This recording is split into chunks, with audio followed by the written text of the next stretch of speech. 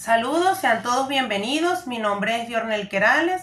Seré su profesora durante este módulo en donde aprenderemos cosas nuevas y compartiremos ideas. Comenzaremos hablando sobre la selección del personal, talento correcto en el lugar correcto. Me encantaría iniciar con una pequeña historia llamada La Segunda Oportunidad de Isabel. Isabel fue una mujer nacida durante la Revolución Industrial. Desde sus 17 años dedicó su vida a realizar prendas. A sus 38 años se vio inmersa en la desesperación porque la empresa para la cual trabajaba cerró. Con sus finiquitos decidió postularse a la universidad y a sus 40 años ingresó para titularse como licenciada en letras, dándonos una enseñanza de lo que es la resiliencia, la tenacidad, la autodeterminación y el poder grandísimo que tiene la educación. Esta historia es muy importante porque nos deja ver que las habilidades blandas son muy importantes para nuestro día a día. Ahora bien, el área de recursos humanos es un área interdisciplinaria porque abarca conceptos como la psicología industrial, la sociología. Se encarga de aspectos como evaluación de cargos, evaluación de desempeños, salarios, leyes, evaluación de disciplina, entre otros aspectos. También es situacional porque se adapta a la situación actual de la empresa. Ahora bien, ¿qué será la selección del personal? Es el proceso a través del cual se evalúan las cualidades, conocimientos, habilidades y experiencia de los posibles candidatos. Existen unos objetivos en el proceso de selección del personal. Como primer objetivo, tendremos que el candidato debe responder a las necesidades de la empresa. También se debe evaluar si desea hacer carrera en ese recinto laboral. Como otro objetivo tenemos reducir los costos de la empresa, así como la rotación del personal, y establecerse un proceso de pruebas y entrevistas. Ahora bien, ¿cuál será la importancia de la selección del personal?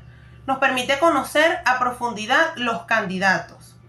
En nuestra legalidad de Venezuela, como marco legal no existe algún artículo o alguna ley dedicada a la selección del personal, pero tenemos, por ejemplo, en nuestra Constitución de la República Bolivariana de Venezuela, en el artículo 89, la irrenunciabilidad de los derechos laborales, así como en la LOT, que es la Ley Orgánica del Trabajo, los trabajadores y las trabajadoras, en su artículo 53, y en el 87, que nos menciona sobre la inamovilidad.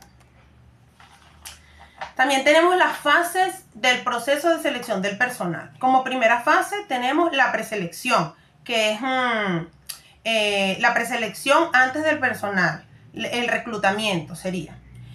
También tenemos las entrevistas a los candidatos, que pueden ser individual o grupal. Debemos hacer preguntas cualitativas que cualifiquen. Por ejemplo, ¿cuáles son tus expectativas? Debemos preguntarle al candidato cuáles son las expectativas, cuál es el rango salarial que desea, si ese trabajo encaja en su situación actual, entre otros aspectos. Como tercera fase tenemos evaluar a los candidatos, y allí me detengo un poco porque allí se realizan los test de personalidad, en donde se evalúan si la persona sabe trabajar bajo presión, cómo maneja sus emociones, cómo maneja los días no tan buenos, entre otros aspectos. También tenemos las pruebas de conocimientos que son inherentes a sus aprendizajes. Tendremos como ejemplo evaluar a un ingeniero que deba realizar los APU, que son los análisis de precios unitarios.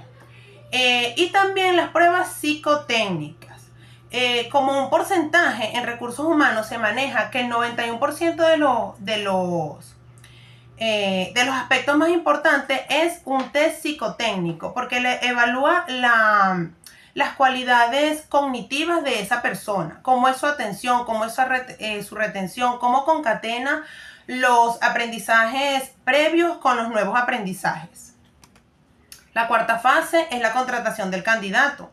Debemos tomar el tiempo para valorar todas las opciones y contratar al más calificado. Y el onboarding, que es la incorporación y la adaptación de ese posible candidato al recinto laboral. También tenemos un aspecto muy importante, que es cómo interviene la tecnología en el proceso de selección del personal. Tenemos como primer aspecto el reclutamiento que